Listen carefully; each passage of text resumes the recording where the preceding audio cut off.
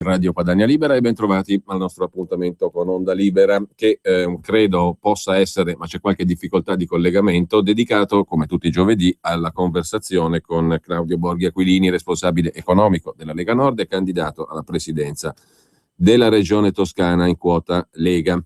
Peraltro, siccome è in viaggio giusto appunto tra il Granducato di Toscana, il Regno Pontificio, probabilmente il Regno delle Due Sicilie, e sono zone infrastrutturalmente non dotatissime come il resto della penisola, qualche problema di collegamento telefonico magari ce l'abbiamo.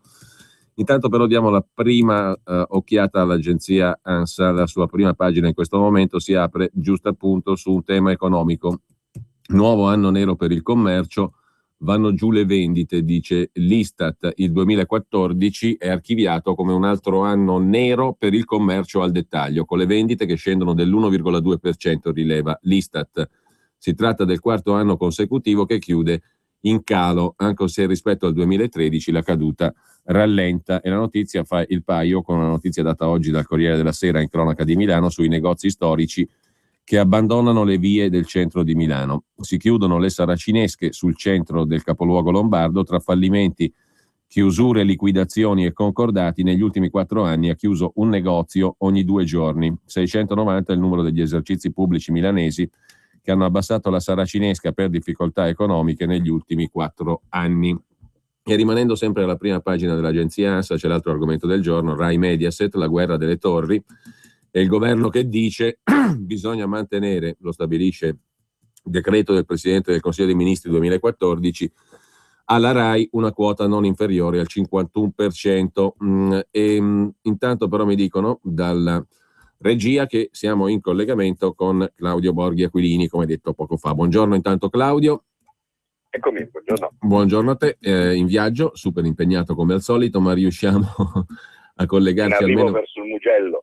Ecco, vedi, io parlavo di Granducato di Toscana e in effetti da quelle parti siamo capitati, visto che credo tu abbia anche il tuo da fare, diciamo, in vista delle regionali toscane alle quali sei candidato come presidente di giunta. Tra l'altro, proprio ieri ho letto un articolo sulla rielezione del presidente della Toscana Rossi, che sarebbe in forse, ne parlava Italia Oggi, perché ci sono alcune, come dire, lotte interne a proposito, nel Partito Democratico, a proposito della questione urbanistica e della tutela del paesaggio, con la rottura tra il presidente Rossi e l'assessore all'urbanistica Marson, per un emendamento del PD che sembrerebbe essere stato interpretato da molti come un emendamento che rimuove molti vincoli previsti dalla stessa assessora all'urbanistica. È una questione... Non è semplice lì la questione, perché dopo che sul piano urbanistico ci sono una marea di interessi. Io ho la sensazione però che sia in Toscana che nel governo nazionale si stia accelerando in modo brutale su regolare le cose fra i loro amici, ecco. Cioè, da una parte io lo leggo come un buon segno, perché vuol dire che non sono poi esattamente più tanto sicuri di rimanere lì dove sono per sempre, no? Perché altrimenti se le prenderebbero con comodo. Dall'altra parte sono molto allarmato perché... Pronto? È là.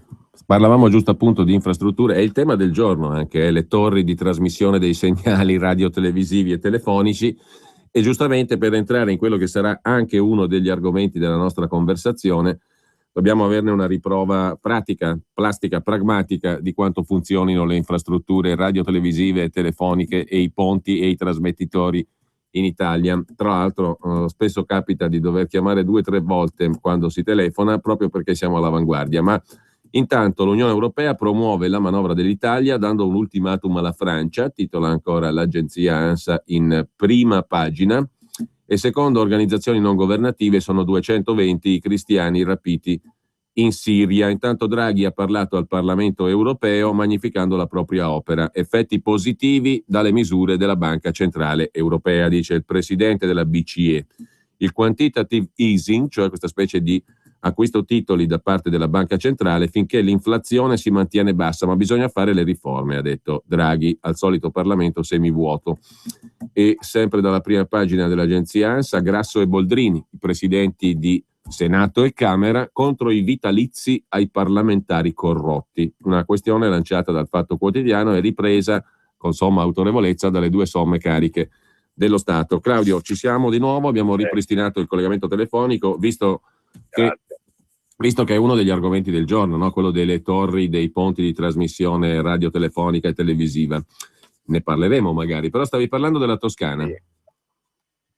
No, ma infatti stavo semplicemente dicendo che le cose in Toscana sotto un'apparente tranquillità e di dominio perenne da parte del PD stanno cominciando a muoversi in un senso oltretutto che non mi piace, ed è anche per questo che mi piacerebbe intervenire in fretta, insomma, perché l'aspetto è veramente, l'impressione è di quella del comitato d'affari che sta cercando di muoversi il più in fretta possibile, perché non è più tanto sicuro di poter rimanere lì a fare bello e cattivo tempo.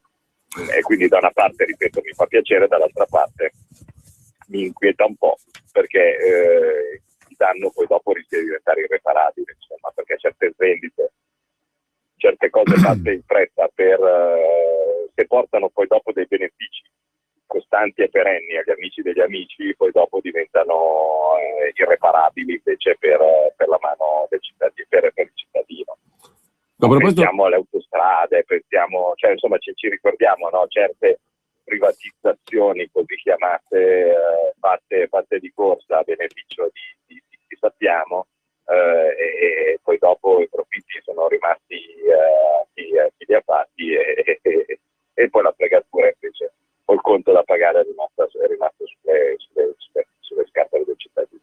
A proposito di Toscana, Claudio, tu scrivi sul tuo profilo Facebook: se vinciamo in Toscana ne vedremo delle belle, e a questo aggiungi un sondaggio dell'Istituto Piepoli, l'ultimo, che praticamente dà la Lega allo stesso livello ormai raggiunto il Movimento 5 Stelle, e certo il ballottaggio Matteo contro Matteo se si va al voto, dici tu. Perché la Toscana è così importante dal tuo punto di vista, oltre per il fatto che tu sia candidato, però sotto un profilo più generale?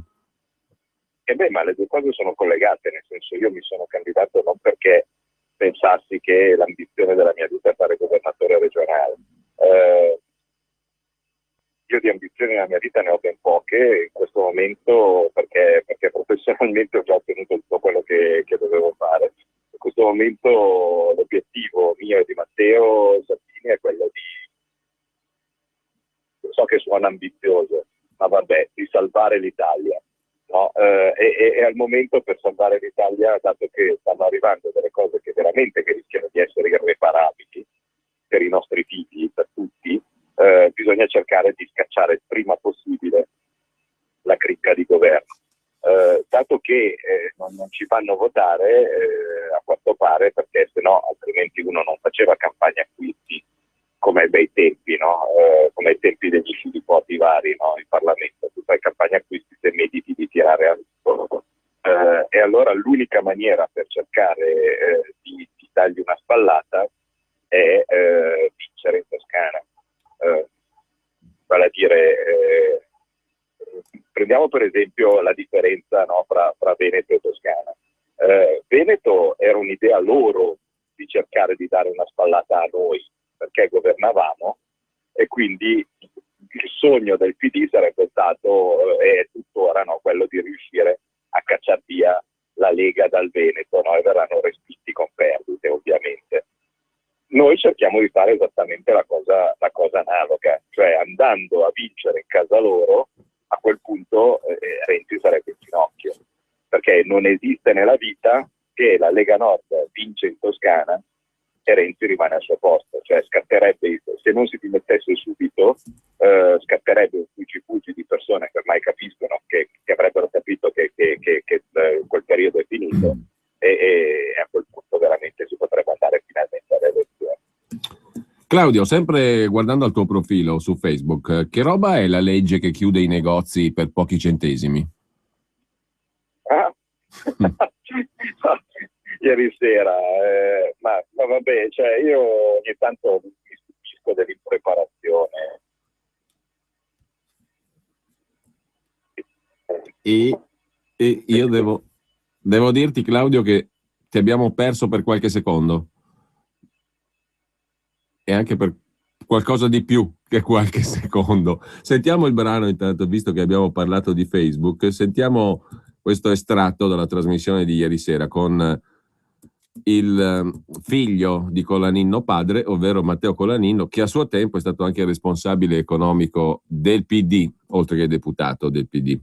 Quindi non è che noi dobbiamo dire che gli uomini dell'agenzia hanno sbagliato. Io non credo questo. No, infatti applicano la legge, lo so. La legge sbagliata.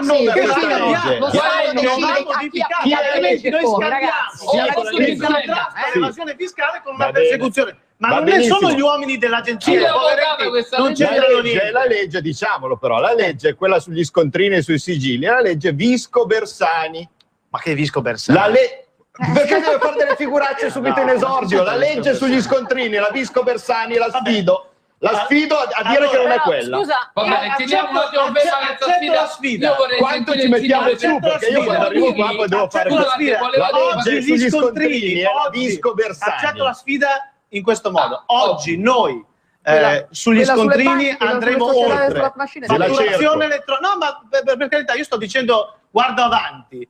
Noi oggi stiamo impostando un rapporto totalmente diverso. Qualcuno ci contesta. Guardi, la nuova legge Visco-Bersani. Qualcuno ci contesta. Sugli scontrini. Non sa neanche le leggi del suo partito. Ma mi scusi, non sapete le leggi del vostro partito. Lei non vuole ascoltare. Le sto dicendo non che per sapete le leggi del vostro partito e volete governare. Le sto dicendo.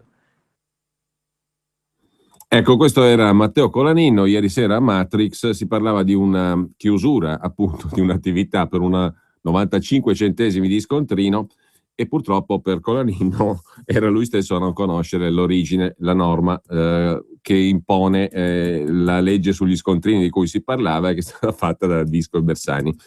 Una bellissima figura, avrebbe detto Emilio Fede, eccetera eccetera. Intanto però vediamo se riusciamo a stabilire questo collegamento, perché sennò dobbiamo darci una regola per stamattina, visto che se il collegamento telefonico è traballante a questo punto, direi che non stiamo facendo un bel servizio a coloro che ci ascoltano. Intanto però, a proposito, regia, fatemi sapere in tempo breve se abbiamo ristabilito il collegamento telefonico. Chiedo scusa anche a chi è all'ascolto, dovremmo esserci. Ecco, io ho mandato intanto quel brano di trasmissione che hai messo anche su Facebook, Claudio, dove si parlava, se non sbaglio, di un assurdo, cioè un'attività che chiude per 95 centesimi di scontrino, no? Con Matteo Colaninno. Sì, altro che le reti di trasmissione segnali, no? Non funziona il telefono sulla Roma-Firenze, quindi immaginate. Che pazienza che ci vuole. Comunque sì, c'è stato un piccolo diverbio ieri sera con Matteo Colaninno, ma molto banalmente perché non so, quelli del PD veramente sono grossolanamente impreparati, non capisco bene come facciano ad avere questi consensi, a meno che, non so, poi sulle volte vengono in mente i brogli, perché ogni volta che io vado in televisione e c'è qualche dibattito mi trovo qualcuno del PD che è grossolanamente impreparato. E non capisco, cioè in questo caso erano tutti lì che ululavano su l'assurdità del fatto che il poveretto Di Carpi era stato colto con un'evasione di 95 centesimi e si era ritrovato con i sigilli al suo bar, e poi dopo si dimentica che la legge che consente di mettere subito i sigilli a un esercizio per degli scontrini di qualsiasi importo era la legge Visco-Bersani, insomma, no? Quindi c'era Colaninno, che deputato del PD, che si stracciava le vesti dicendo È il bello della diretta, diceva. Ma ricordiamo di chi è questa legge sbagliata. Io faccio la Visco-Bersani e lui ma che cosa dici? Ma cioè, a quel punto meno male che adesso ci sono i telefonini, gli smartphone e così via, dove si può fare qualche ricerca, allora gliel'ho messo sotto il naso e non ci ha fatto una bella figura, insomma. Era il responsabile economico del partito, no? Tra l'altro è stato il responsabile economico del partito. Immaginate un po'. Comunque tanto in ogni caso sono delle figure, mentre invece qua da noi lavoriamo a stretto contatto di gomito nel PD per gli ultimi tempi la figura del responsabile economico è stata molto stemperata, basti pensare che l'attuale è tale Filippo Taddei, quando invece sappiamo tutti. A proposito, Claudio, di responsabili economici, un ex responsabile economico del PD, il deputato attualmente del PD ed ex viceministro dell'economia Stefano Fassina, il giorno dopo la tua intervista su Libero, che abbiamo letto in rassegna stampa, è uscito con un'intervista sulla Stampa partendo dal caso Grecia e arrivando a delle conclusioni che mi suonano vagamente familiari. Ha detto Fassina che la linea proposta dall'Europa porterà inevitabilmente comunque alla ristrutturazione del debito greco e che l'accordo di 4 mesi è solo un prendere tempo. Lungo questa strada non ci sono soluzioni. Arriverà comunque la resa dei conti in condizioni peggiori di quelle di adesso. La zona euro è al naufragio, se si va avanti così si va dritti al naufragio. E quanto all'uscita dall'euro, ma chiede l'intervistatore, anzi l'intervistatrice, ma non è che lei sta dicendo la stessa cosa che dice la Lega? E risponde Fassina, ma qua non è questione di destra o di sinistra, è questione di buon senso. Se uno continua su una strada che lo porta alla deflazione e all'esplosione del debito, si dovrà rendere conto che non è sostenibile. Non è questione di destra o sinistra, bisogna prenderne semplicemente atto e questo problema riguarda tutti, compresa la Germania, la Francia e la Spagna. Al contrario di quello che ha detto Padoan, in questa partita hanno perso tutti.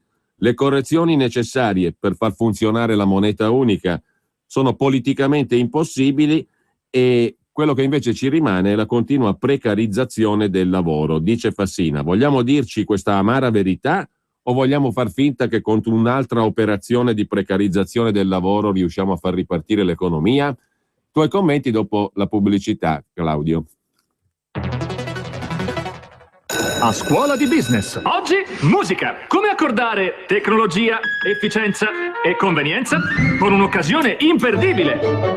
Fino al 31 marzo con i furgoni Transporter e Caddy il pacchetto Tech & Sound è in omaggio. E da oggi gli strumenti giusti per il tuo lavoro sono ancora più accessibili. Per te finanziamento a TAN 0 e TAEG 2,39 e polizza furto e incendio per 1 anno gratuita. Questa sì che è musica. Volkswagen Veicoli Commerciali. La prima regola per lavorare bene. Non è per la radio touchscreen con Bluetooth, non è per il cruise control e neppure per i sensori di parcheggio anteriori e posteriori, non è neanche per il rilevatore di stanchezza e per il sistema di frenata anticollisione multipla di serie. La vuoi perché è una Golf. Scopri Golf 5 porte con Tech & Sound Pack, tua con progetto valore Volkswagen da €169 al mese, anticipo €5.516, TAN 3,99 e TAI 5,87, fino al 28 febbraio. Info su Volkswagen.it. Per la tua pubblicità su Radio Padania Libera, chiama il numero 02 66 23 44 22. Allora, diciamo la verità, Claudio, Fassina è diventato il nuovo responsabile economico della Lega Nord. Che bello. No, io una volta mi ricordo, era una trasmissione che chiamava L'ultima parola, mi fecero fare una specie di editoriale all'inizio dove dissi più o meno i punti del perché, no, le cose non andavano, e poi dissi ci vedremo a Canossa, cioè verranno tutti a Canossa, ma verranno, mi ricordo la frase esatta che dissi, dico verranno tutti a Canossa, ma ci verranno con la faccia arrogante di quelli che in fondo l'avevano sempre detto. Ora, che la gente arrivi poi dopo alle stesse conclusioni mie, non mi stupisco, sono vere, quindi è solo una questione di tempo, cioè prima o poi tutti lì arriveranno. Diciamo che non è che mi dispiace o che so già che prima o poi ci arriveranno tutti, per cui qual è il problema? Rilevo semplicemente che manca un pezzo nella rappresentazione di chi ci arriva man mano alle nostre stesse conclusioni, e il pezzo è chiedere scusa per quello che è stato fatto prima. Vale a dire, qui ormai è passato tanto tempo, le analisi sono state messe ormai in campo da molto, e in questo tempo passato si era in un partito con responsabilità di governo. se è grave per un intellettuale indipendente fino adesso aver ignorato quello che era la verità lampante, è doppiamente grave per un esponente di un partito che aveva responsabilità di governo, quindi le possibilità di cambiare le cose. Per cui io premetterei uno scusate, ecco, cioè nel senso scusate, non ho capito niente, ringrazio Claudio Borghi, Alberto Bagnaio, che per esso, che mi hanno fatto capire dove si sbagliava, avrei potuto metterci una pezza, non l'ho fatto, mi spiace, scusate, adesso vediamo di lavorare tutti assieme per metterci una pezza. Invece manca questa pezza, manca a questo punto e manca anche la volontà appunto di dire adesso a questo punto lavoriamo tutti insieme per metterci una pezza. Adesso invece la gente si pone in un'ottica, quelli che arrivano a quell'ultimo treno si pongono in un'ottica di dire adesso ci penso io, insomma, cosa non molto realistica.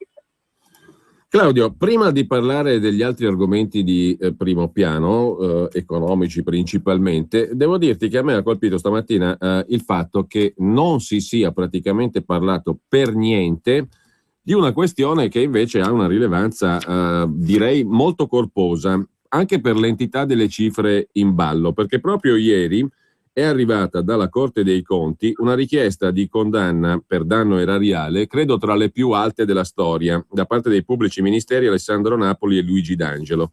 Parliamo di un mega risarcimento da 119 milioni di euro che è imputato a Filippo Penati come allora presidente della provincia di Milano, alla sua giunta e anche ai suoi amici, diciamo così, ad alcuni dei suoi amici e collaboratori come l'architetto Renato Sarno, imputato di corruzione insieme a Penati nel processo per la gestione della Milano Serravalle, perché di quello stiamo parlando. Un affare gestito dalla giunta provinciale guidata da Filippo Penati all'epoca, che è diventato una delle più clamorose legnate inflitte dalla Corte dei Conti come danno alle casse pubbliche. Per 119 milioni di euro. Io so che tu ti sei occupato molto da vicino di quella questione, però va registrato che oggi questa notizia praticamente non esiste, non c'è.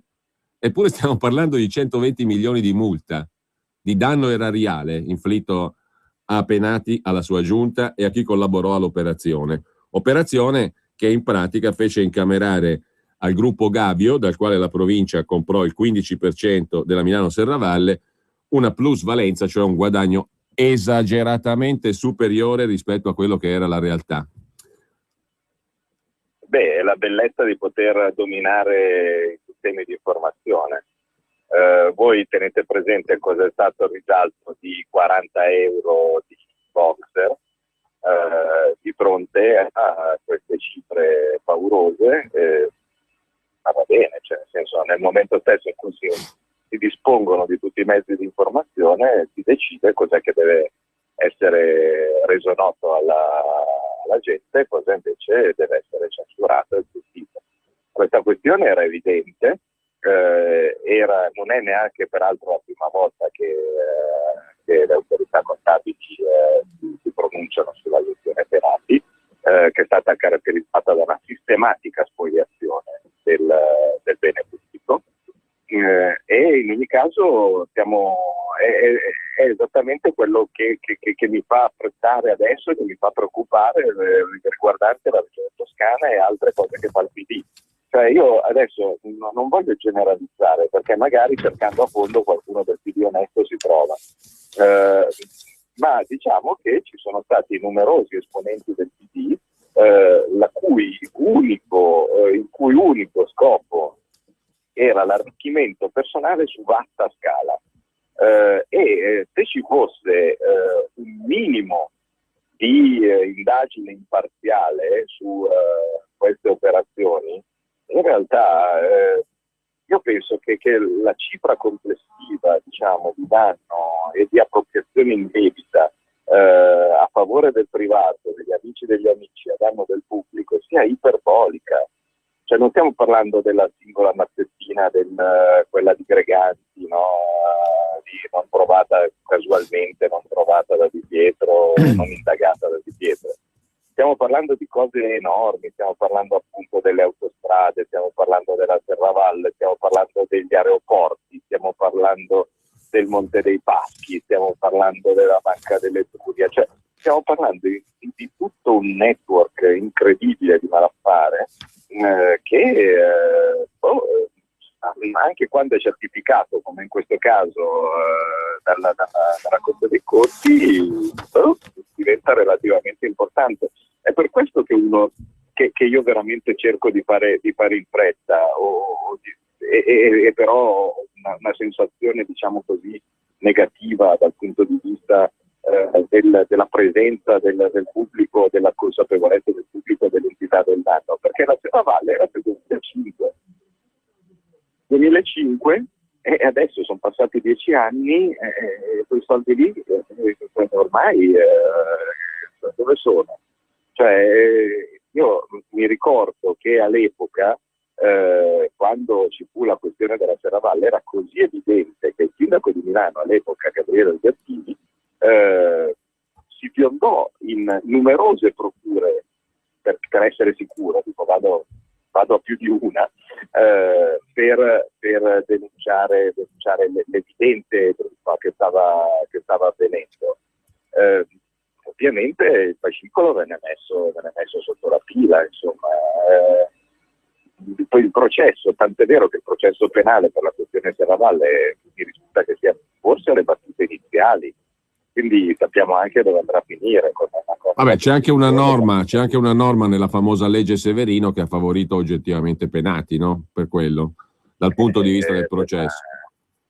Ma questo ma oltretutto teniamo presente che lo schema alla fine è sempre quello ed è sempre quello ripartito in due diverse sfumature, che è a far comprare al pubblico una cosa dell'amico a prezzo incredibile, che era il caso Serravalle, due, invece far vendere una cosa del pubblico a prezzo bassissimo all'amico dell'amico. Questo poi sono il caso tipo degli aeroporti di Milano,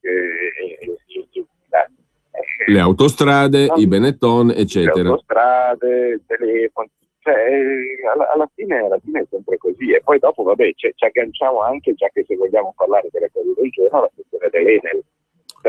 Ecco. Ora, perché io devo prendere e vendere? Allora, questo te lo volevo chiedere, ma che senso ha, diciamo, la vendita di una quota dell'Enel che tra l'altro fa scendere lo Stato sotto il 30%, no? Non era mai accaduto neanche nel decennio degli anni 90 delle famose privatizzazioni. Che senso ha vendere il 5,7 per 2,2 miliardi? A me verrebbe in mente, non lo so, prendere una mazzetta da parte delle banche che hanno curato il collocamento, non lo so. Mediobanca, Unicredit, Goldman Sachs, Merrill Lynch, le solite, insomma.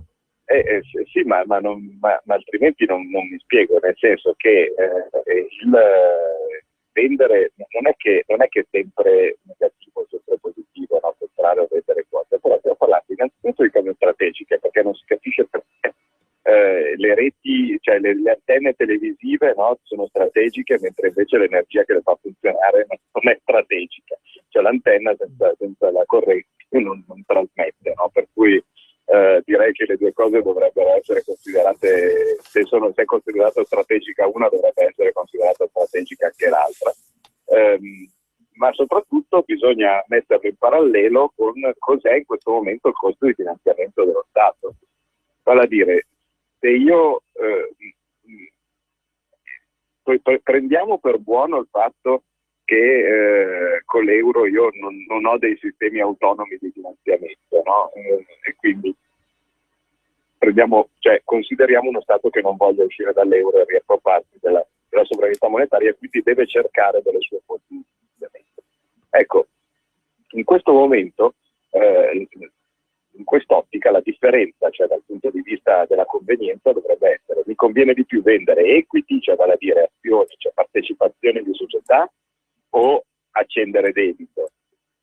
La scelta dipende dalla differenza del costo delle due fonti, no? È evidente che in questo momento con i tassi a zero non ho nessuna necessità io di vendere delle azioni che magari mi danno degli utili e mi danno dei dividendi, come è il caso dell'Enel. Cioè, l'anno prossimo, io potevo fare due cose per ottenere questi 2 miliardi, no? Vale a dire vendere 2 miliardi in più di bot a tasso zero, oppure vendere i 2 miliardi di azioni Enel. Allora, la differenza è che fra 2 anni, che l'anno prossimo, io non avrò più i dividendi dell'Enel. Molto banalmente. Mentre invece se avessi acceso del debito in più avrei pagato 0 interessi praticamente. Quindi non capisco veramente cosa possa essere la necessità. Dopodiché, mi pare, il governo dice adesso dobbiamo fare ulteriori passi, ENAV, Poste e Ferrovie, privatizzarne delle quote per avere 10 miliardi all'anno chiesti dall'Unione Europea. Ma cosa significa chiesti dall'Unione Europea? E a che fine? Perché devo privatizzare per 10 miliardi all'anno? Con quale finalità? Per poi dopo dover prestare dei soldi alla Grecia, no? Cioè, 40 miliardi oppure... dato che appunto... guardate come ogni tanto i conti tornino, no? Il nuovo, come si chiama? Il nuovo prestito richiesto alla Grecia è di 7 miliardi. La nostra quota è circa 1,5 miliardi ed ecco che praticamente procuriamo 1,5 miliardi con la vendita dell'Enel, no? Cioè, è un'enorme attività di trasferimento di risorse all'estero, ma veramente non ho parole. Senti, a proposito di vendita, a proposito di vendita, Claudio, un altro pezzo di industria ferroviaria italiana verrà venduta sostanzialmente alla giapponese Hitachi da parte di Finmeccanica. Si tratta di 2 società, Ansaldo Breda e Ansaldo STS, valore dell'operazione 1,9 miliardi, si chiuderà nel corso dell'anno a quanto pare. L'amministratore di Finmeccanica Moretti ha detto che la vendita del business relativo al trasporto ferroviario rappresenta una tappa importante nella realizzazione del piano industriale per rafforzare il gruppo nel settore aerospaziale, difesa e sicurezza, e i giapponesi di Hitachi hanno detto che manterranno l'occupazione, ma a Pistoia non mi pare che la pensino così. Pistoia dove si costruiscono i treni, no? La tua regione, diciamo così, tra l'altro. Fanno bene a non preoccuparsi e non pensarla così, perché lo schema è sempre e invariabilmente stato quello, vale a dire c'è un acquirente straniero che quando arriva dice che ovviamente tutelerà l'occupazione. Io non ho mai sentito uno degli acquirenti esteri che arrivano in Italia a comprare qualcosa che dice che licenzierà tutti, mai. E poi dopo invece, una volta prese le tecnologie, presi i processi, prese le cose, ovviamente prende e sblocca la produzione dove meglio crede. Quindi è la schema che abbiamo già descritto qua le volte, sempre per rimanere in Toscana, con la famosa DRV di Livorno, no? Poi dopo ci è voluto presa diretta in televisione per far vedere com'era il meccanismo, però finché lo denunciavamo noi eravamo i vecchisti brutti e cattivi. Dopo fanno bene a preoccuparsi a Pistoia, e soprattutto la cosa incredibile è che fa veramente capire bene come siamo messi ed è perché dobbiamo scappare più in fretta possibile.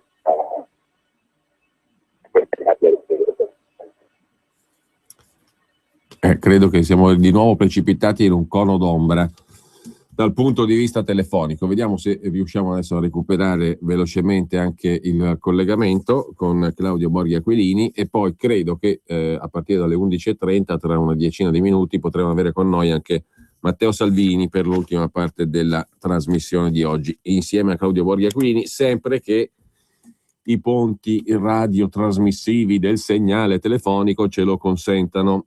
Intanto, sempre rimanendo alle questioni economiche, tra poco parleremo anche dell'altro fatto di settimana, dei 2 fatti della settimana, tutto questo battage intorno all'offerta fatta da Mediaset sugli impianti della RAI, gli impianti radiotelevisivi, e l'altra notizia ampiamente commentata in settimana, quella dell'accordo fra Italia e Svizzera sullo scambio di informazioni a fini fiscali, per ora solo su richiesta. L'accordo firmato dal ministro dell'economia italiano Padoan. Di nuovo abbiamo stabilito il collegamento con Claudio Borghi-Aquilini. Dicevo prima, Claudio, che tra 10 minuti sarà con noi anche Matteo Salvini. E, poi dopo noi ci ritroviamo io e lui a Barberino del Mugello. Nel pomeriggio c'hai un calendario in Mugello abbastanza fitto, a partire dalle 14.30 se non sbaglio, no? Sì. Da Barberino del Mugello a Borgo San Lorenzo a Bagno a Ripoli fino alla serata, l'incontro pubblico alle 21 stasera a Bagno a Ripoli, giusto appunto alla biblioteca comunale. Concomitanza con Fiorentina a Tottenham, ma vabbè.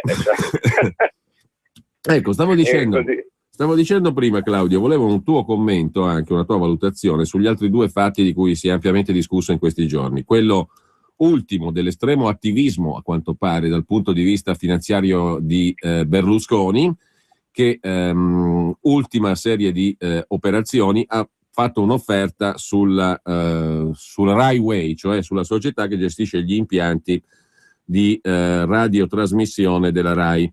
Un'offerta da 1.200 milioni. E l'altra notizia della settimana era quella relativa all'accordo italo-svizzero per lo scambio di informazioni a fini fiscali, per ora solo su richiesta, da ratificare dai parlamenti. Su quello si è fatta una grande enfasi, come al solito, da parte del Presidente del Consiglio, che ha detto: italiani, allargate le braccia, aprite le tasche, perché arrivano un sacco di miliardi adesso con quell'accordo qua. A approfondire un pochino pare proprio che le cose non stiano così, però vorrei il tuo punto di vista su entrambe le questioni. No, secondo me non arriva un accidente, perché ovviamente è secoli che i clienti delle banche svizzere sono stati avvisati, ricollocati, risistemati e così via.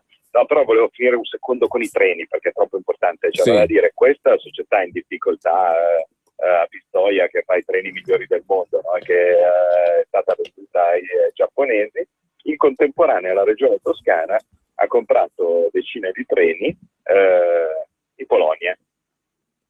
Quindi voi capite la follia, no? Cioè, noi abbiamo che il pubblico si compra le macchine della polizia e della Vostok, che si compra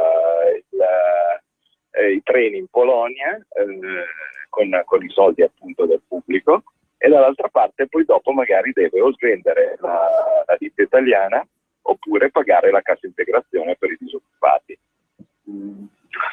Veramente non posso capire un'idiozia più grande di questa. Cioè, io sono la regione toscana, ho una fabbrica di treni in Toscana e la devo vendere ai giapponesi perché io compro i miei treni in Polonia. Ma cioè, secondo me, se arriva uno dall'estero, vede una cosa del genere, ma chiama l'ambulanza. A proposito di Toscana, Claudio, però anche in Mugello mi sembra che si sta vendendo roba, attività. Infatti uno dei motivi per cui noi siamo lì a vigilare oggi è la Mucchilatte, vale a dire, noi abbiamo già visto con la Parmalat cosa funziona, che pur in presenza di malaffare, no? Però c'è il malaffare, a quel punto poi dopo interviene lo Stato per salvaguardare l'occupazione, no? Invece c'è il malaffare, è intervenuto lo Stato, ha risanato l'azienda, ha preso una marea di liquidità da parte di chi aveva contribuito a truffare, poi dopo tutti questi soldi sono stati regalati ai francesi. Che le provano tutto, oltretutto per portare via fuori dai confini italiani il tesoro, no? che sta dentro nelle casse. Allora, per evitare che poi dopo anche in questo caso si faccia, le cose vengano fatte troppo molto in fretta e che sia troppo tardi per metterci una pezza, noi siamo molto interessati dal sapere l'opinione degli allevatori su questa vendita che sta venendo portata avanti a tappe forzate dalla regione toscana in questi giorni, qua caso sempre, cioè prima delle elezioni di corsa, che poi non si sa mai, sulla Mucchilatte, che è la enorme centrale del latte di proprietà di comuni e regione. Dato che in lista per l'acquisto ci sono anche società di Hong Kong, la stessa Lactalis e così via, insomma vorremmo vederci chiaro anche qui prima che fosse troppo tardi. Per quello che riguarda invece appunto la Svizzera, ho detto, per quello che riguarda le torri, Ma non so, io penso che sembrerebbe quasi una mossa concordata. Io penso che faccia parte di un gioco delle parti che rende come stanno facendo. Quindi di fatto c'è ancora il Nazareno TV come titola il manifesto stamani. In questo caso è il Nazareno TV il titolo del manifesto di stamani. Quindi c'è un accordo, secondo te? Secondo me sì. Secondo me sì, una cosa del genere non viene fatta così all'improvviso. Uno deve nel pensare che una cosa del genere possa essere fatta o decisa in 3-4 giorni dopo che c'è stata la famosa rottura del patto del Nazareno, allora faccio. Quindi, dato che queste operazioni qua hanno tempi stralunghi, perché quando vengono decise le slide, realizzare il come, che cosa, i pareri legali, significa che questa cosa era già stata decisa prima e potrebbe quasi, non so, dal mio punto di vista rappresentare una specie di quelle curiose buone uscite, perché non dimentichiamo che una delle maniere che ha sempre usato il PD appunto di ringraziare gli amici è stata quella di cedergli dei diritti di reti, che siano quelle telefoniche, che siano quelle stradali e similari. Per cui potrebbe anche in questo caso rientrare esattamente nel sistema di pagamento tipico del PD per servizi reti. Poi il fatto che ci sia poi in mano a un editore, sostanzialmente, oltre che esponente politico, l'infrastruttura, non mi pare però una cosa molto comune altrove, all'estero. No, di solito non è, ma qui come sempre insomma, i conflitti di interesse si vedono come si vogliono vedere e invece se ne fregano, e interessano poco quando invece le cose sono importanti. Per tutto il resto c'è tanto per dire. Si è sempre spinto per far vendere, tanto per fare un esempio, la rete del gas di Snam da parte di Eni, no? In quanto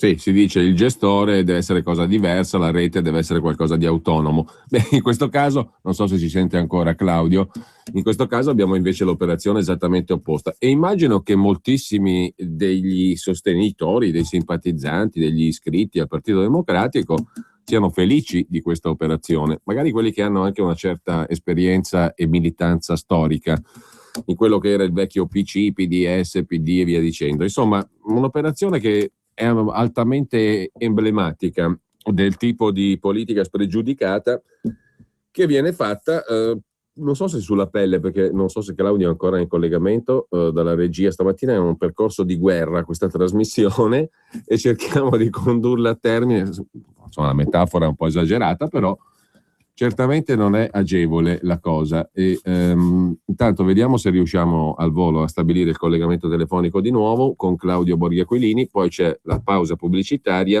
e dopo la pubblicità sarà con noi anche Matteo Salvini. Vediamo, regia, dammi l'ok che poi riusciamo ad andare finalmente in pubblicità. Abbiamo Claudio Borghi, tra l'altro appena in pubblicità ci saluta. Va bene, allora Claudio. Ciao, volevo solo salutare così almeno terminiamo questa sofferenza, che non è possibile che non appena c'è un ponte cade la linea. Stavo dicendo per concludere, saranno veramente felici i simpatizzanti elettori militanti del PD di questa serie di operazioni, perché insomma quello che ci è stato venduto per 20 anni come il nemico numero uno, adesso lo salutiamo con un bel regalino pure. Certo, ma io infatti su quello conto in Toscana, cioè sul fatto che tanta gente che magari in buona fede votava il PD perché pensava anche solo banalmente che gli convenisse, si rende conto di essere stata tradita. Claudio, io ti lascio al viaggio periglioso dal punto di vista perlomeno telefonico, per cui spegniamo i telefoni, buon viaggio e a partire da oggi pomeriggio in Mugello con Matteo Salvini, no? Certo. Con lui fino a stasera. A partire dalle 14.30 fino alle 21 a Bagno di Ripoli, alla Biblioteca Comunale. Pubblicità mai tanto benedetta. Sabato 28 febbraio, non prenderti impegni, tutti a Roma. renziacasa.com, più saremo, prima ci liberiamo di questi incapaci, peraltro pericolosi. Come arrivarci a Roma? Pullman, treno, auto. C'è un numero di telefono a tua disposizione per darti tutte le informazioni necessarie. 02 66 234 234. Sabato 28 febbraio, ore 15, 101.000 persone incazzate in Piazza del Popolo. 02 66 234 234.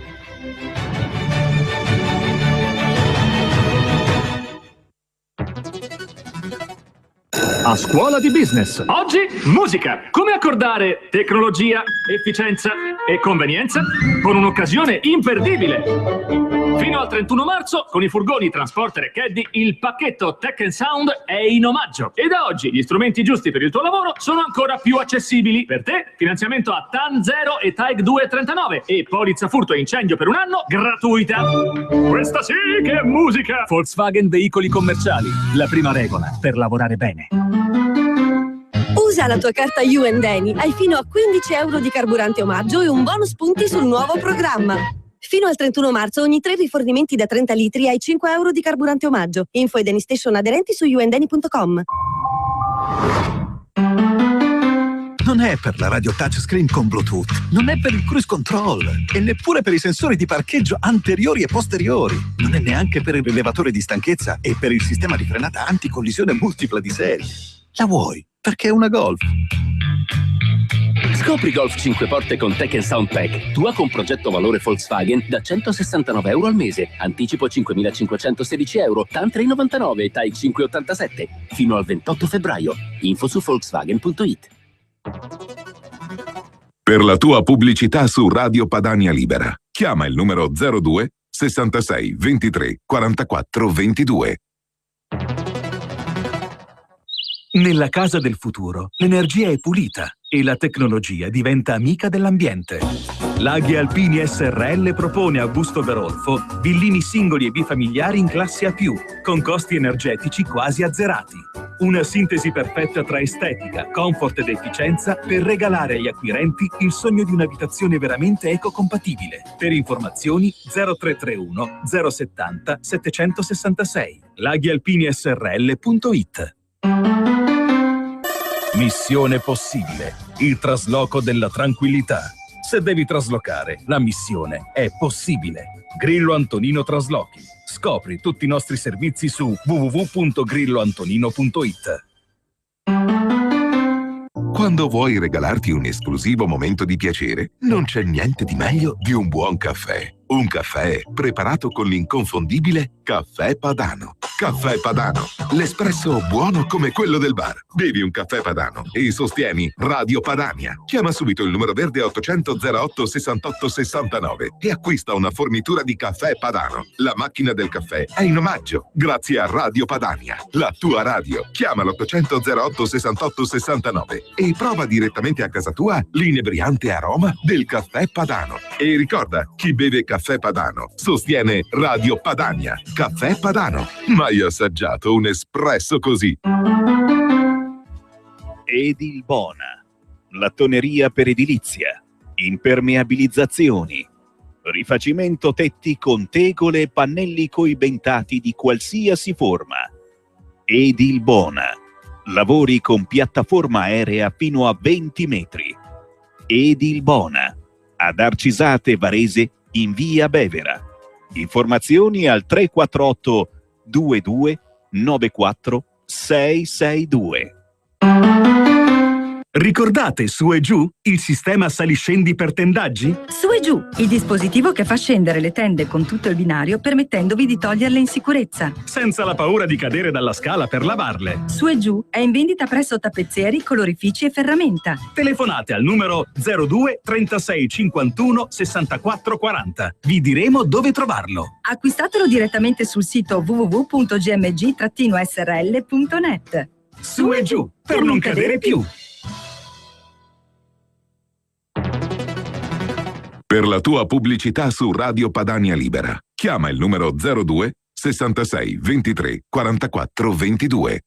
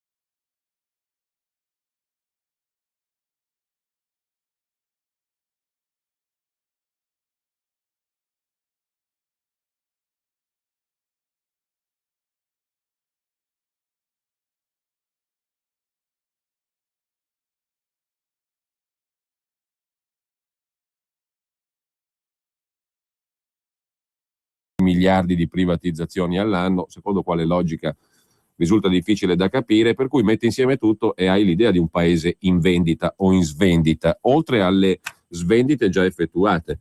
Potremmo star qui 2 ore a parlare di ciò che è stato venduto. Beni, meccanica, i porti, adesso mancano i beni culturali e poi ci teniamo a che cosa? La pizza, la polenta, Radio Padania e poco altro.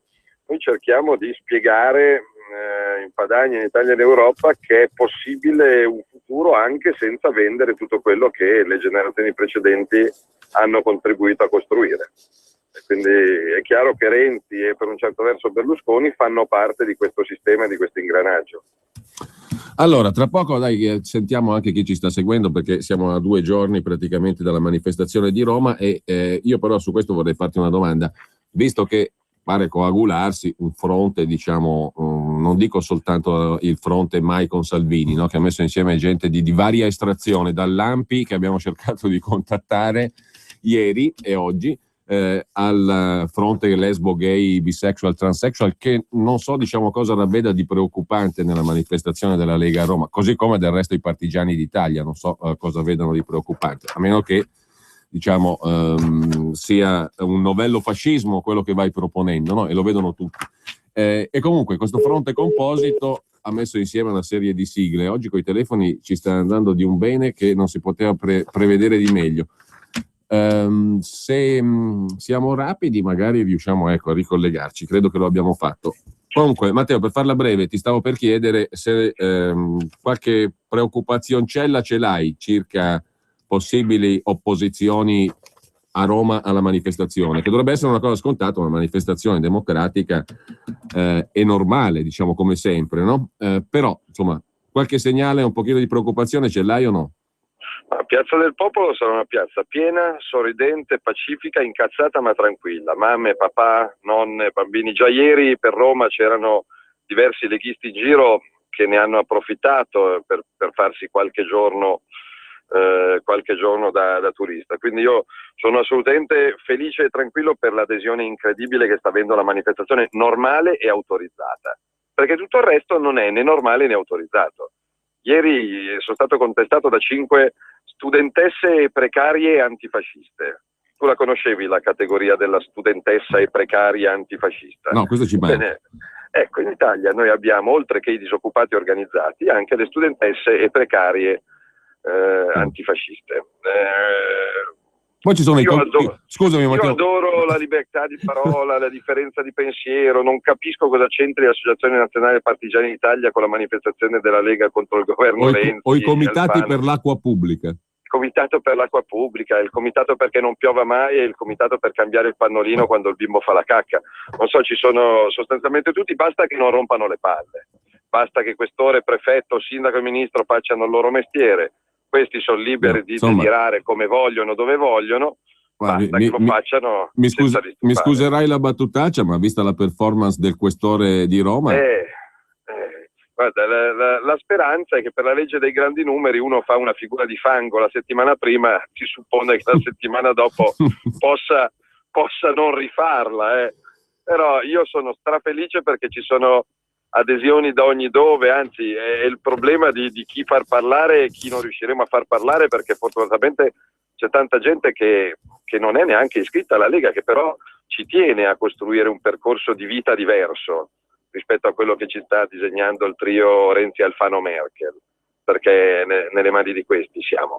E spero che anche gli anti, i Michael Salvini, gli antifascisti, gli antirazzisti, gli antipopulisti, gli antileghisti, gli anti, per professione, e ci sono poeti, e ci sono cantanti, e ci sono cabarettisti, facciano gli anti in un'altra piazza colorata, divertente, simpatica, poetica, senza violenza, perché quando si parla di violenza non si parla di idee, non si parla di politica, ma si parla di demenza mentale, che come tale va perseguita, e quindi immagino che polizia e carabinieri facciano quello che devono fare.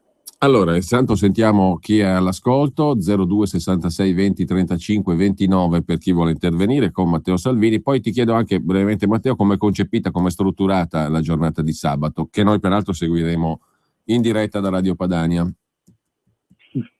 Si comincia alle 3, Si comincia alle 3 e ci saranno diversi interventi, agricoltori, pescatori, esodati, medici, avvocati, genitori separati, volontariato, poi ci saranno alcuni interventi di sindaci, ci saranno i governatori, ci sarà Luca Zaia ovviamente, e poi ci sarà un saluto di Giorgia Meloni e poi ci sarò io che indegnamente cercherò di dare un senso e una prospettiva di lavoro e di vita per le prossime settimane e per i prossimi mesi. 2 ascoltatori sono in linea, pronto?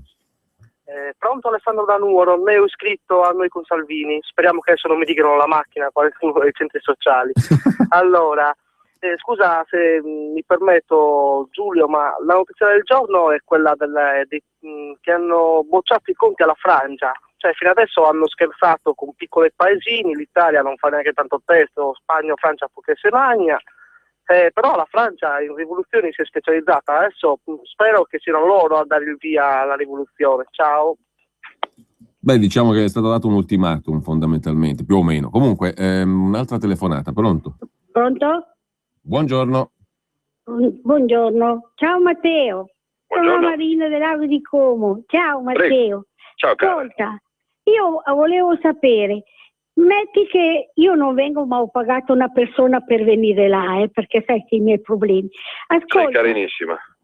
Cara, te sei una stella Dorothy. Ascolta, io sono preoccupata per una cosa, perché adesso non vorrei che tu hai pagato per la Roma e tutto, quelli là fanno casino, magari rompono qualcosa e magari devi pagare tu. Un'altra cosa velocissima, domanda.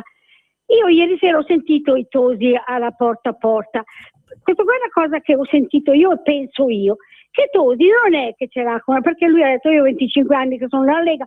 Io penso che sta facendo una strategia della Lega Veneta, cioè fa una cosa che tu magari non vuoi stare con una persona, lui sta e poi dà tutto ancora come si chiama, alla Lega, al governatore lì. È una cosa mia, perché di solito sai che la Lega fa le strategie, perché io non ha detto io voglio venire fuori. Beh, comunque io ti saluto tanto, vi abbraccio e dammi le risposte. Ciao Matteo. Bene, ciao. ancora una chiamata, poi naturalmente la parola a Matteo Salvini. Pronto? Pronto? Buongiorno.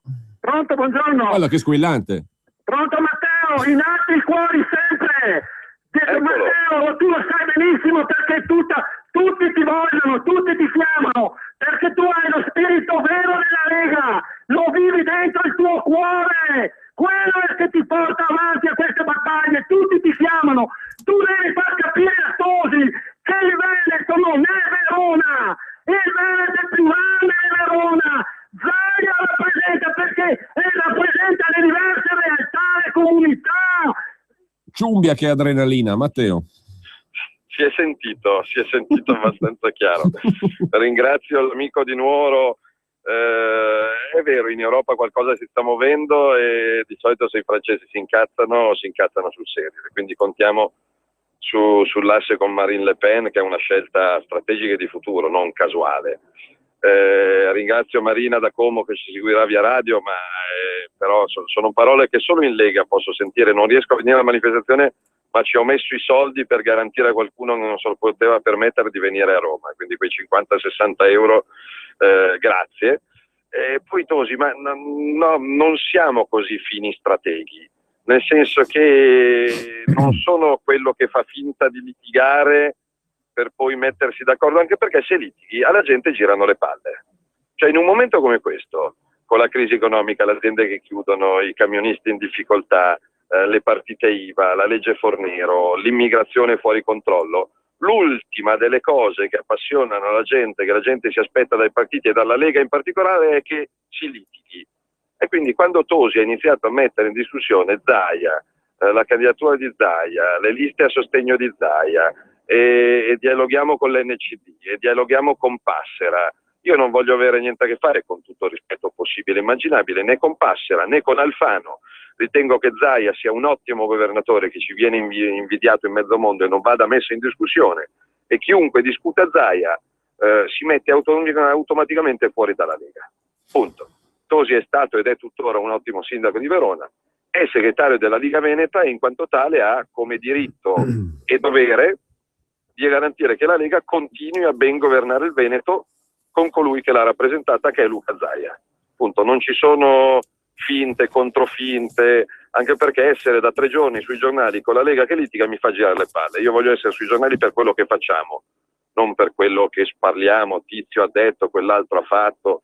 Un'altra accusa che mi fa ridere, che non sopporto, è quella del milanocentrismo, decidono tutto da Milano, ma figurati te, la gente mi conosce da 20 anni e sa che io rispetto le scelte di chiunque a livello condominiale, non ho mai messo becco nelle liste delle regionali in Emilia, del Piemonte, non metto becco in Liguria, in Toscana, nelle Marche, in Umbria, figurati se devo mettere becco sulle liste in Veneto, però per quanto riguarda la coerenza, quella non è in discussione. Alfano governa con Renzi, non è ipotizzabile nessun accordo con Alfano. Su questo non ci piove e questo da segretario federale dico e ribadisco. 2 chiamate ancora, 02 66 20 35 29, pronto? Pronto, buongiorno, sono Guido da Torino. Buongiorno. Buongiorno al Matteo Giusto. Buongiorno Guido. Senta, volevo chiederle, siccome la Grecia ci ha dimostrato con queste elezioni che ormai votare è diventato uno sport che non ha più nessun peso, nessuna importanza, perché poi chi va su è preso per diciamo per il collo da banchieri e governanti stranieri. C'è il pilota automatico, ha detto Draghi una volta, ecco, no? Ecco, infatti, qualora, facendo un'ipotesi di fantapolitica, ma spero non proprio troppo fantapolitica, qualora vincessimo le elezioni e lei fosse eletto nostro Presidente del Consiglio, cosa pensa di fare? Nel senso, come si pone quando le dicono tanto o è così o vi riduciamo alla fame? Riuscirà ad avere la forza per contrapporsi a questa gente, rischiando addirittura, secondo me, le minacce, ma non troppo nemmeno velate, perché questa gente secondo me è in grado anche Grazie Guido. Grazie Guido, abbiamo capito perfettamente la sua chiara domanda. Intanto l'altra telefonata, pronto? Pronto, sono la Carla da Bus, buongiorno. Buongiorno. Volevo dire a Salvini, come mai Tosi è andato a Palazzo Chigi e poi vuol fare il corteo con noi? È un topo che rosicchia poco a poco la Lega. A me non piace, non dispiacerebbe sbatterlo fuori. Poi volevo dire a Giulio se ci sarà a Gazzada, perché ci sono 300 donne che lo acclamano. Ostriga, niente meno. Mi do la fuga allora. Comunque, per il pranzo, sì, domenica 8 se non sbaglio. Altra telefonata, pronto? Sì, pronto? Buongiorno, Alberto da Brescia. Sì, ha ragione la signora, anche quando eravamo a Serre ti cercavano tutte le donne. Bestia, che fortuna che ho. Io devo fare una critica a Matteo. Un po' di tempo che sto cercando di telefonare, perché quando non c'è Matteo in radio gli anti-berlusconiani si fanno sentire, quando invece c'è Matteo in radio non si fa sentire nessuno, quindi ritengo che sia indispensabile per me questa cosa e per il mio futuro e comunque per il futuro anche di quello che sarà poi la mia decisione. Mi sta benissimo il no ad Alfano, mi sta benissimo il no a Passera, mi sta benissimo il no a tutti. L'unica cosa che non ho ancora sentito dire che mi sta a cuore, e in una maniera proprio decisa, perché da qui dipenderà, ripeto, il mio futuro, è il no a Berlusconi. Perché se la Lega fa conto di rimettersi insieme a Berlusconi, non mi interessano le regionali, non mi interessano perché sta bene Forza Italia a livello regionale e a livello locale con delle persone serie. No, è che io vorrei da Matteo una cosa, una decisione presa subito del tipo: con Berlusconi, finché ci sarà Berlusconi, non ci si allea più a livello nazionale. Chiaro anche tu. E intanto ho fatto lo sgub Repubblica stamattina. Berlusconi starebbe pensando di ritirarsi ad Antigua, in una delle sue ville, per cui il problema non sussiste più. Matteo? Rispondo che in Forza Italia c'è un dibattito bello acceso in corso e quindi vediamo che cosa ne viene fuori. Con questa Forza Italia non sarebbe possibile allearsi a livello politico nazionale ovviamente oggi. Quello che sarà tra un mese, tra 6 mesi o quando si andrà a votare non posso intuirlo con la sfera di cristallo. oggi non ci sarebbe nessun tipo di alleanza a livello politico e nazionale con Forza Italia, anche se dico all'amico di Brescia che secondo me il sostegno al progetto Lega va al di là dell'alleanza col Tito Concaio, perché a questo punto se ognuno dice io ti voto se vai con Berlusconi, io non ti voto se vai con Berlusconi, io ti voto se ti fai i capelli biondi, ma io se hai i capelli castani non ti voto. Ragazzi, se intanto Renzi dal 40% non si scolla, e quindi noi stiamo preparando un progetto differente, concreto, che non prevede marmellate o frittate, però quello che sarà fra un anno non lo so. Io ti posso rispondere che se si votasse settimana prossima la Lega sarebbe da sola, appunto. Per quanto riguarda le altre domande, io non ho mai avuto questioni personali con nessuno. Io Tosi l'ho sostenuto sia come sindaco di Verona nella sua battaglia, sia come segretario nazionale. In questo momento, secondo me, le sue dichiarazioni non aiutano né il Veneto, né Zaia, né la Lega. Quindi spero che siano state frutto di un momento passeggero, altrimenti la fiducia è tutta in Zaia e nei militanti che in Veneto hanno il diritto e il dovere di lavorare e ragionare tranquilli. Poi c'è la Grecia, il voto e il che fare, diciamo, no? Hai ragione, ma guarda, l'Italia fortunatamente non è la Grecia. Farei domani mattina. Andrea Bruxelles non è la solita frase ritrita a battere i pugni sul tavolo, che non vuol dire un cazzo. La Grecia ci ha provato, ha votato, però l'arma di ricatto, mettiamola così, di Tsipras nei confronti di Bruxelles pare lo zero, perché la Grecia non ha potenza industriale, non ha manifattura, non ha piccola e media impresa, non ha agricoltura, non ha quello che fortunatamente abbiamo noi. Cosa farei? Andrei a ridiscutere tutti i trattati dal primo all'ultimo, alla luce del fatto che noi all'Europa diamo 16 miliardi di euro all'anno e ne riportiamo a casa 10. La Grecia è il contrario. Se la Grecia esce dall'euro e dall'Europa, probabilmente per Bruxelles è solo un vantaggio, tanto più che le banche tedesche, grazie al governo Monti, hanno riportato a casa quasi tutti i loro crediti. Quindi se Tsipras va là e minaccia esco dall'euro, cosa che non ha fatto, esco dall'Europa, se la ridono. Se fosse un governo serio e determinato italiano a dire ragazzi così non va, il patto di stabilità infilate su per il taschino. E le vostre direttive le discutiamo tutte dalla Bolkestein a quelle sull'agricoltura, a quella sulla pesca, se vi va bene così. Altrimenti è stato bello, grazie, arrivederci, perché uscire si può, non è la droga, non è come il tunnel della droga. L'Europa e l'euro sono un'istituzione e una moneta, e le istituzioni e le monete come si creano si cambiano. Le ultime telefonate, pronto? Pronto? Buongiorno. Salve, buongiorno a lei, buongiorno a Matteo. Dal Veneto. Allora, e da veronese mi dispiace che Flavio Tosi si stia comportando in questa maniera, non lo conosco benissimo, comunque Flavio lo conosco, e mi dispiace sentire che qualcuno chiama dandogli del topo di fogna, ma sinceramente non si sta comportando bene. È giusto che Salvini porti avanti la candidatura di Zaia, perché Zaia fino ad oggi in Veneto ha fatto del bene. Magari se si ricorda che il Veneto non è solo Treviso, Padova e Venezia, forse sarebbe meglio, però queste sono stupidaggini. Un'altra cosa invece, per sabato io purtroppo non ci sarò per motivi di lavoro, però vi prego una cosa, non lasciamoci soggiogare dai sinistroidi che adesso fanno di tutto. Io ci sarò per andare contro Salvini, non cediamo alle loro provocazioni, però facciamoci valere, non pieghiamo la testa. E Matteo, sconti per nessuno.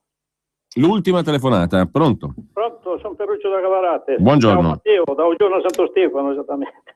Che prego. Ti ricorderai un paio d'anni fa che sei venuto all'ultimo dell'anno, ho detto. Eccoci. Quando eri al 2% ti abbiamo invitato lo stesso, diciamo, quando la Lega era al 2%. Volevo dirti, c'era l'intervista al presidente delle piccole e medie imprese artigiani di Varese l'altro giorno sul giornale. È inutile dire Renzi che dice non lamentatevi, siete lamentoni, datevi da fare. Quello lì dice quelle cose lì in dispregio alla gente che si ammazza perché non c'è più lavoro.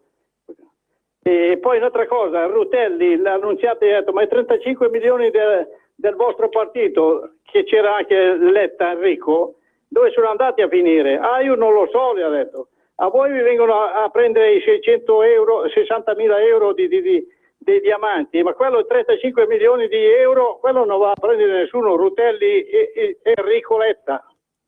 E Lusi? Dov'è finito Lusi? Matteo? Non lo so, intervistano in radio, magari dopo le precarie antifasciste e i partigiani antileghisti. Ma il Veneto è una terra stupenda perché ci sono orgogli, identità, lingue diverse, provincia per provincia, rione per rione.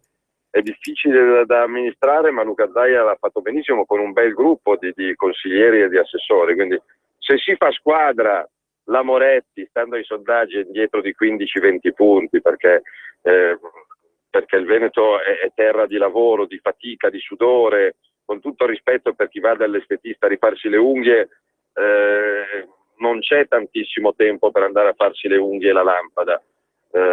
Quindi mettere in discussione una riconferma di un buon governo, il Veneto è una delle sanità migliori d'Europa, non d'Italia, d'Europa, stando ai numeri, quindi guai a chi mette in discussione questa situazione, con rispetto per tutto e per tutti.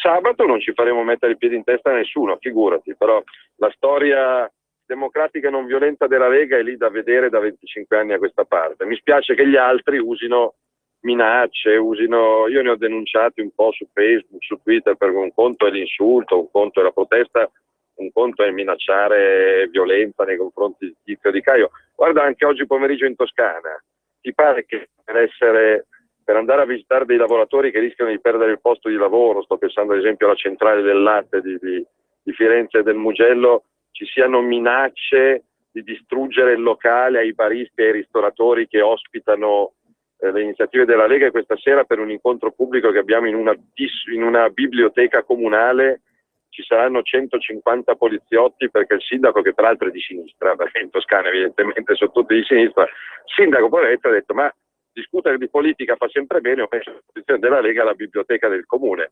Mai l'avesse fatto, e anche lì antifascisti, antileghisti, antinazisti, antirazzisti, e dovranno esserci in questo paesino 150 poliziotti, non è normale. No, è pazzesco. Non è normale.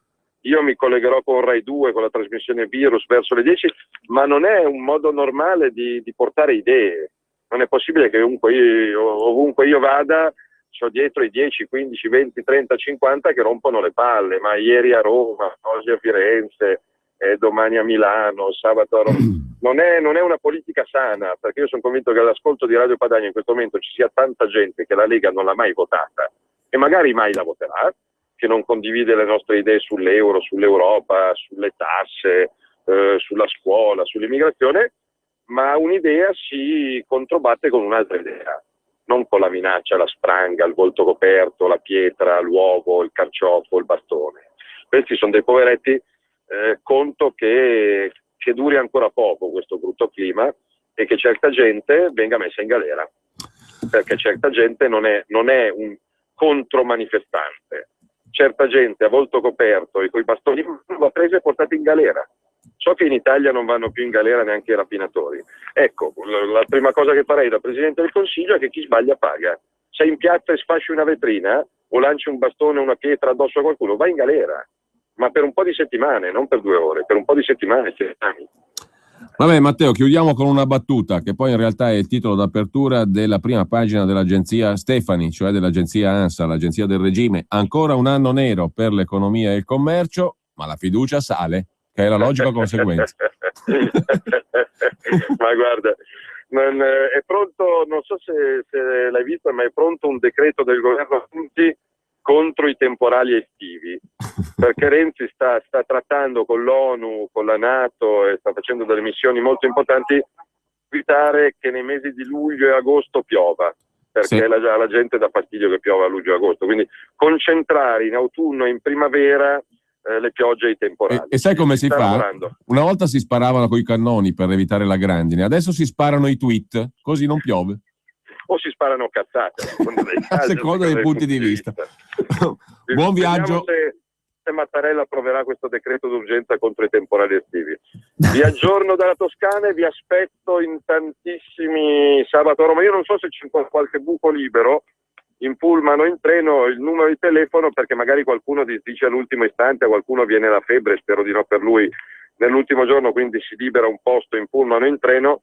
Il numero per chiedere questa informazione è sempre, lo ricorderà anche Giulio dopo, 02 66 234 234, e chi non viene è un Alfano. Buona giornata, buon pomeriggio Matteo, grazie. Solo da Lidl gusti la freschezza di frutta e verdure italiana